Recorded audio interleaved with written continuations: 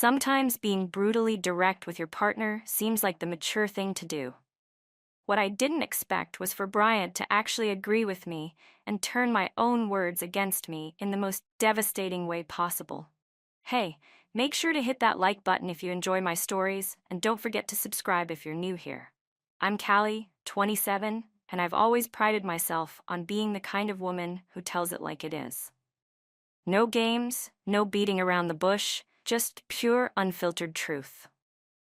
Bryant and I had been together for 2 years, living in my grandmother's old apartment for the past 8 months. The place was mine free and clear. No mortgage, no rent, just utilities and maintenance fees that Bryant helped cover along with groceries. I thought I was being generous letting him contribute that little bit, considering I was basically providing him with a lifestyle he could never afford on his own. Bryant worked in tech, some startup thing that he was always talking about with this annoying optimism. The way he'd get excited about coding projects and potential clients made me want to roll my eyes. Here I was, living off my inheritance and working a decent job while he chased these pipe dreams. He wasn't exactly what you'd call ambitious in the traditional sense. Not tall, not particularly athletic, just this guy who seemed content with his mediocre existence. I found myself looking at other men more and more, wondering what it would be like to be with someone who actually had their life together. That's when I started noticing Rick at my yoga class. Now Rick was what you'd call a real man, confident, successful, the kind of guy who walked into a room and commanded attention. We'd started texting after class, just friendly at first, but it quickly became something more. He'd send me pictures from his business trips, compliment my flexibility during poses, make jokes about the other people in class. The conversations felt electric in a way that talking to Bryant never did anymore. I'd catch myself comparing them constantly. Bryant would come home excited about some breakthrough in his code, and all I could think about was how Rick had texted me about closing a major deal. Bryant would suggest we cook dinner together, and I'd remember how Rick mentioned taking me to this exclusive restaurant he knew. It wasn't fair to either of them, really, but I couldn't help feeling like I was settling for less than I deserved. The thing is, I genuinely cared about Bryant. He was stable, reliable, the kind of boyfriend material that looked good on paper. But there was no spark anymore, no excitement. I'd watch him get dressed in the morning, his slight frame, his receding hairline, his earnest face, and wonder what I was doing with my life. I was 27, for crying out loud. Shouldn't I be with someone who made my heart race? I started thinking about open relationships. I'd read articles about couples who explored their sexuality while maintaining their emotional connection, and it seemed so mature and evolved. Why should we both be trapped in something that wasn't fulfilling when we could explore what we really wanted while keeping our foundation intact? I could see Rick, maybe others, while Bryant figured out what he actually needed too. It seemed like a win-win situation. The more I thought about it, the more it made sense. Bryant was comfortable, safe, someone I could always come back to. But I deserved passion, excitement, someone who challenged me. I deserved Rick's confidence and success, his ability to make me feel like a woman instead of just a roommate. I started planning how to bring it up, how to frame it as growth and honesty rather than what it probably looked like on the surface. I picked a Tuesday night when we were having dinner at home. I'd made his favorite pasta dish, opened a nice bottle of wine, set the mood for a serious conversation. Bryant was going on about some client meeting he had coming up, his eyes bright with that pathetic enthusiasm he got whenever he talked about work. I set down my wine glass and took a deep breath. "We need to talk about something," I said, cutting him off mid-sentence. His face shifted immediately. You know that look when someone knows they're about to hear something they don't want to? That's exactly what happened. "I've been thinking a lot lately," I continued, choosing my words carefully. "Look, let's just be real here. You're not really my type, like physically or personality-wise. I usually date more ambitious guys, taller, more athletic, you know?" I watched him set down his fork slowly, his expression unreadable. I expected him to argue, to get defensive, to ask me what I meant. Instead, he just said, "Okay." That threw me off. "I mean, I care about you," I rushed to explain. You're stable, reliable, good boyfriend material, but there's no spark anymore. I think we should open the relationship. Let me explore what I'm actually attracted to while we maintain what we have." The silence stretched between us for what felt like forever. Then Bryant nodded slowly and said something that completely blindsided me. "You know what, Callie? You're absolutely right. You're not really my type either." I felt my mouth drop open. "What?" "Yeah," he said, his voice calm and matter-of-fact. "I prefer women who are more genuine, kinder, who actually laugh at jokes instead of analyzing them, who can have fun without documenting it for social media. So yeah, I agree, we're not each other's types." I actually laughed. I couldn't help it. "Oh, please, Bryant, don't be petty. We both know you're lucky to have me." "If you say so." He shrugged. "But since we're being direct, I think we should just break up. Clean break. You can explore what you're actually attracted to, and so can I." "That's not what I'm suggesting at all," I said, feeling panic creep into my voice. "I'm talking about growing together, exploring while maintaining our foundation." "Nah, I'm good," he said, going back to his pasta like we were discussing the weather. "I'll start looking for my own place tomorrow." I stood up, anger flashing through me. "You're being ridiculous. Where would you even go? You can't afford a place like this on your own." He looked around the apartment, my grandmother's apartment, and nodded. "You're right about that, but I'd rather live in a studio than stay with someone who just told me I'm basically a placeholder boyfriend." The word placeholder hit me like a slap. That wasn't what I'd said, was it? I was trying to be mature about this, trying to find a solution that worked for both of us. But Bryant was twisting my words, making me sound like some kind of user, when all I was doing was being direct about my needs. That night, after Bryant had gone to bed in the spare room, my phone buzzed with a text from Shantae, my best friend since college. She'd heard about our conversation, because I'd called her immediately after Bryant stormed off, needing someone to validate that I wasn't crazy for wanting more in my relationship. "Hey, heard about you and Bryant. You okay?" she texted. "Yeah, actually feeling pretty good. Apparently I'm not his type," I replied, still bitter about his reaction. "Lol, that's insane. He doesn't know what he's losing." "Thanks, random question. Do you know any apartments available? Need to move ASAP." There was a pause before she responded. "Actually, yeah. My building has a one-bedroom opening next month. Want me to introduce you to the landlord?" Wait, she was asking about apartments for him? I reread the conversation and realized she thought Bryant was the one looking to move. The idea of my best friend helping my soon-to-be ex-boyfriend find a place should have annoyed me, but honestly, it seemed like the perfect solution. Let her deal with his wounded ego, while I figured out my next move with Rick. The next few days were tense. Bryant started looking at apartment listings on his laptop, making phone calls about viewings, acting like he was actually going through with this ridiculous plan. I kept waiting for him to come to his senses, to realize that what I was offering was actually pretty generous. Most guys would kill for a girlfriend who was mature enough to suggest opening things up instead of just cheating behind his back. But Bryant seemed determined to be dramatic about the whole thing. He'd come home from work, grab his laptop, and spend hours researching neighborhoods and calculating budgets. When I tried to engage him in conversation about maybe talking this through, he'd give me these polite, distant responses like I was some acquaintance instead of his girlfriend of 2 years. "You know, we don't have to do this," I told him one evening as he scrolled through rental listings. "I'm willing to work on things if you are." "Work on what?" he asked without looking up from his screen. "Us. Our connection. Maybe we could try couples therapy or something."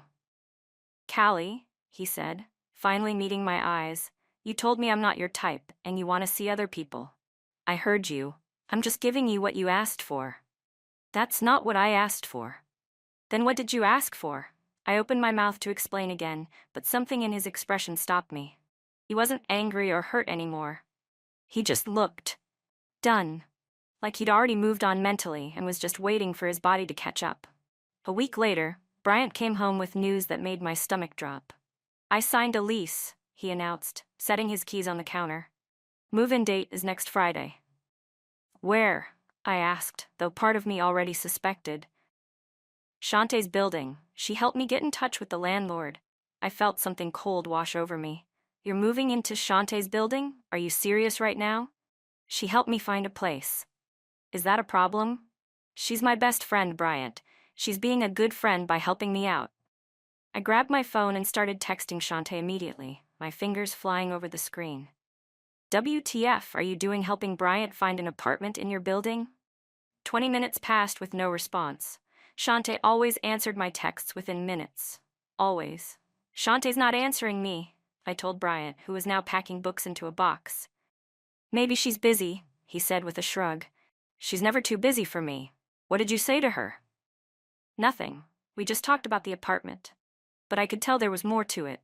The way he said talked made it sound like they'd been having actual conversations, not just the quick logistical exchange I'd imagined. When had Bryant and Shantae become close enough for her to go out of her way to help him? And why hadn't she mentioned it to me? I tried calling her, but it went straight to voicemail. Then I tried again. And again. By the time Bryant went to bed, I'd left 3 increasingly frantic messages and sent a dozen texts that remained unread. The truth was starting to dawn on me, and I didn't like it one bit. My best friend was helping my boyfriend leave me, and neither of them seemed to think there was anything wrong with that picture. Moving day arrived faster than I'd expected. I made sure to invite Isabel and Parker over to help, not because Bryant needed the assistance, but because I wanted witnesses to how unreasonable he was being. I thought having our mutual friends there might make him reconsider this whole dramatic exit. Instead, it backfired spectacularly. I can't believe you're actually going through with this, Isabel kept saying as Bryant loaded boxes into his car. This seems so extreme. Callie deserves better than this, Parker added, shooting Bryant dirty looks. But Bryant just kept working, methodical and calm, like he was moving out of a dorm room instead of ending a 2-year relationship. When Isabel made a particularly snide comment about him running away from his problems, he finally spoke up. I'm not running from anything, he said, straightening up from the trunk of his car. Callie told me I'm not her type and she wants to explore other options. I'm just making that easier for her. The way he said it, so matter-of-fact and reasonable, made me look like the crazy one. I could see Isabel and Parker exchanging glances, probably wondering why I was making such a big deal about him leaving when I'd apparently asked for an open relationship. As Bryant loaded the last box, I pulled him aside for one final attempt at sanity. You know, you can still change your mind, I said, trying to keep my voice gentle. I'm willing to forgive this whole tantrum if you are. He looked at me for a long moment, and I thought maybe I'd gotten through to him. Then he said, Forgive what exactly? You told me I'm not your type and you want to sleep with other people. I'm just giving you what you want. I said, open relationship. It's different, more evolved. Well, I'm not evolved enough for that, he replied. Good luck with everything, Callie. He started to walk away, but I grabbed his arm. Wait, we're still going to be friends, right? We have the same friend group. We'll see each other around. I guess we'll see, he said, gently pulling free from my grip. And then he was gone, driving away in his beat-up Honda with everything he owned packed into the back seat. I stood in the doorway of my apartment, my grandmother's apartment, the one I'd been so proud to share with him, and felt something I hadn't expected. Loneliness. The next day I decided to check on him. I hadn't given Bryant my blessing to move into Shantae's building, and I was still annoyed that she'd helped him behind my back. The least I could do was make sure he was settling in okay and maybe clear the air about this whole situation. I showed up at his new place around noon, carrying a housewarming plant I'd grabbed from the grocery store. The building was older than mine, smaller, definitely a step down from what he'd been used to. When Bryant answered the door, he looked surprised, but not particularly pleased to see me. Nice place, I said, looking around the compact one-bedroom. It was actually kind of cozy, in a minimalist way. Shantae helped you decorate? Just gave some suggestions, he said, not inviting me to sit down. She's been avoiding my calls. That's not like her. That's between you two, Callie. Before I could respond, the doorbell rang. Bryant opened it to reveal Shantae holding a potted plant identical to the one I'd brought. Housewarming gift, she said brightly, then noticed me standing there. Oh, hi, Callie. The tension in the room was thick enough to cut with a knife. I looked between my best friend and my ex-boyfriend, both of them standing there with their matching plants, and felt something click into place. "Are you too?" I started to ask, but couldn't finish the question. "Are we what?" Shantae asked, but her tone was defensive. "You know what? Forget it. This is ridiculous," I said, setting my plant down harder than necessary. "I can't believe you're both acting like I'm the bad guy here." "Nobody said you were the bad guy," Bryant replied calmly. But I was already heading for the door, my face burning with embarrassment and anger. As I reached for the handle, I heard Shantae say something that stopped me cold. "She's going to make this weird, isn't she?" "Probably," Bryant replied. "Worth it, though." I turned around slowly. "Worth what?" Shantae looked uncomfortable, but Bryant met my eyes steadily. "Worth finding someone who actually wants to be with me."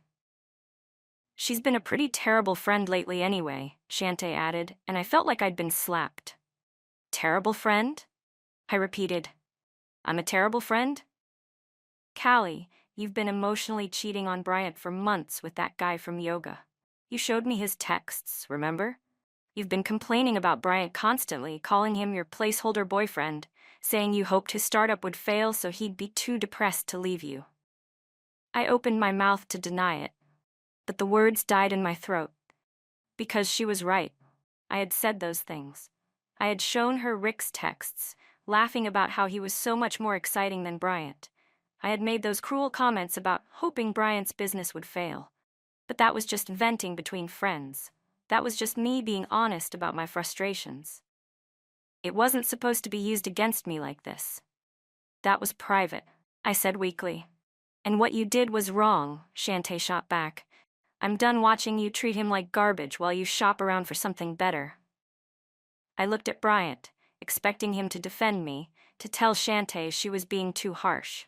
Instead, he was looking at me with something that might have been pity. "Rick has a girlfriend, by the way," Shantae continued. "He was never going to leave her for you. He told me when I ran into him at the gym yesterday." The world seemed to tilt sideways. Rick had a girlfriend? All those texts, all those promises about taking me to dinner, all those hints about wanting something more, it was all just him playing games while he had someone else at home? I started, then stopped, because suddenly everything made sense. Why Rick never wanted to meet up outside of yoga class. Why he always texted late at night or early in the morning. Why he'd never actually followed through on any of his suggestions for dates. I'd been so focused on Bryant's shortcomings that I'd completely missed the fact that my backup plan was just as much of a fantasy as everything else in my life. "You need to leave," Bryant said quietly. "Shantae and I are trying to start something real here, and we don't need you making it complicated." "Start something?" I repeated, the pieces finally falling into place. "How long has this been going on?" "About a week," Shantae said, lifting her chin defiantly. "And before you ask, it started after you two broke up." "But you've been planning this," I accused.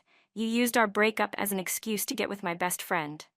"Actually," Shantae said, stepping forward, "Bryant didn't use anything. You told him he wasn't your type, and tried to manipulate him into letting you date other people, while he waited at home like some kind of backup plan. You did this to yourself." "You're supposed to be my friend," I said, my voice cracking. "There's girl code." "Girl code doesn't mean supporting you when you're treating someone like garbage," Shantae replied. "You literally told me last month that Bryant was just comfortable and you were waiting for something better to come along." I felt Bryant's eyes on me and I couldn't meet his gaze. Because she was right again. I had said that. I'd said a lot of things that sounded much worse when repeated back to me like this. "That was private," I repeated, but it sounded pathetic even to me. "How could you?" I asked Shantae, because I needed someone to blame besides myself. "How could I what? How could I be honest with someone who deserved to know the truth? How could I support him when you were stringing him along while sexting with Rick?" "That's different," I said desperately. "Rick and I have chemistry." "Then go be with Rick," Bryant said calmly. "Why are you here yelling at us?" And that's when it hit me. The real reason I was so angry, so desperate to break up whatever was happening between them. Rick wasn't available. He'd never been available. My safety net was gone, my exciting option was gone, and my comfortable fallback plan was standing here with my best friend, looking happier than I'd seen him in months. Because Rick has a girlfriend, I admitted, the words tumbling out before I could stop them.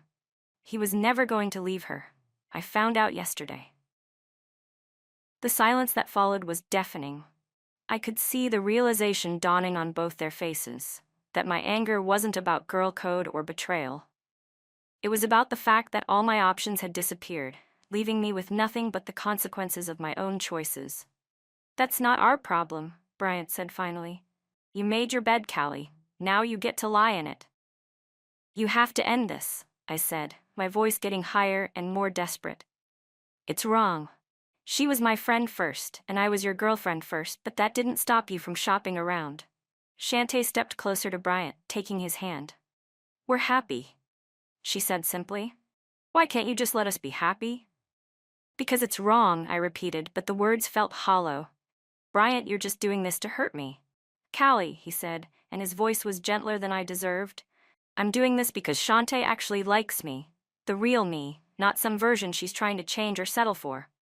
I pulled out my phone, my hands shaking with rage and desperation. "Fine," I said. "I'm telling everyone. Everyone's gonna know what kind of people you both are." And I did. I went to our entire friend group with my version of events. Bryant was a vindictive ex who seduced my best friend to get revenge. Shantae was a backstabbing friend who violated girl code, and they were both terrible people who deserved each other. What I didn't count on was that people had been watching my relationship with Bryant for 2 years. They'd seen how I treated him, how I'd flirt with other guys at parties while he was right there, how I'd make jokes about settling for him, how I'd criticize everything from his job to his hobbies to his appearance. Isabel was the first to speak up in our group chat. "Callie, didn't you literally tell us last month that you were going to dump Bryant after the holidays because you didn't want to be alone for New Year's?" Then Parker chimed in. "Yeah, and you showed us those texts from that yoga guy. You were basically having an emotional affair." The tide turned quickly. People started sharing stories I'd forgotten about. How I'd tried to flirt with Shantae's ex while they were still together, how I'd spread rumors about Isabel's new job, how I'd borrowed money from multiple people and forgotten to pay it back. I tried damage control, but it was too late. The group chat that had been my social lifeline became a place where people shared their honest opinions about my behavior, and none of it was flattering. 3 weeks later, I showed up at Bryant's apartment drunk and furious, pounding on his door until he answered. "You turned everyone against me," I slurred, pushing past him into the apartment. "I didn't say anything to anyone," he replied, closing the door behind me. "You turned them against yourself." Shantae poisoned them. She shared private conversations. Shantae appeared in the hallway, wearing one of Bryant's t-shirts, and I felt a fresh wave of rage. "I shared the truth when asked directly," she said. "Like how you've been calling Bryant your placeholder boyfriend for months." "I was venting," I protested. "Friends vent." "Friends don't usually vent about hoping their boyfriend's startup fails, so you'll be too depressed to leave them," Shantae replied. I stared at Bryant, seeing the hurt in his eyes. "You said that?" he asked quietly. I was trapped. I couldn't deny it because Shantae had been there when I'd said it. I couldn't defend it because there was no defense. So I did what I always did when cornered. I attacked. "I didn't mean it," I said. "It was just..." I was frustrated. "Get out," Bryant said, his voice cold. "Don't come here again." "This isn't over," I said, backing toward the door. "You can't just steal my life." "What life?" Shantae asked. "The one where you keep people around as backup plans? Where you use people until something better comes along? That life?" I tried one more manipulation, one last desperate play. "Fine," I said. "I'll tell your mom about this. She loves me." Bryant actually smiled at that. "Go ahead. I already told her everything," she said, and I quote, "Thank God you finally got away from that narcissist." That broke me. I started crying. Real tears this time, not the manipulative kind I usually use to get my way. Because his mother, who had always been so sweet to me, who had welcomed me into their family, had seen through me completely. "Nobody was supposed to choose you," I sobbed. "You were supposed to wait for me." "Wait for what?" Bryant asked. For you to decide I was worth it? I found someone who already thinks I am. Shantae took his hand, and I saw something in their faces that I'd never seen in my relationship with Bryant. They looked at each other like they were genuinely happy to be together, like they'd found something precious and rare. Go home, Callie, Shantae said, not unkindly. Rick's not taking your calls, your friends see through your manipulation, and we're happy. Just go home. So I did. I went back to my grandmother's apartment, alone for the first time in 8 months, and tried to figure out how everything had gone so wrong. 2 months later, I had to move back in with my parents. Turns out without Bryant's contribution to utilities and groceries, I couldn't actually afford to maintain the apartment on my own. The inheritance had covered the mortgage, but everything else, electricity, water, internet, food, maintenance fees, added up to more than I'd realized. My parents charged me rent, which meant I had to get a second job just to make ends meet. The yoga class became too awkward to continue after the whole Rick situation, and most of our friend group had distanced themselves from me after seeing my true colors. Meanwhile, Bryant's startup landed a major client. The same client he'd been so excited about when I dismissed his enthusiasm as pathetic dreaming. He and Shantae moved in together, and from what I could see on social media before I blocked them both, they seemed genuinely happy. It's been 4 months now, and I'm still living with my parents, still working 2 jobs to afford rent in my childhood bedroom, still trying to understand how being honest about my needs had led to losing everything I thought I wanted. The truth is, I got exactly what I asked for. I told Bryant he wasn't my type, and he agreed. I wanted to explore other options, and he gave me the freedom to do that. I wanted someone more ambitious and exciting, and he removed himself from the equation so I could find that person. I just never expected him to find someone better while I was left with nothing but the consequences of my own choices. Looking back, maybe I should have appreciated what I had instead of constantly searching for something better. But that's not really my fault, is it? I was just being honest about my feelings. I can't help it if everyone else was too sensitive to handle the truth.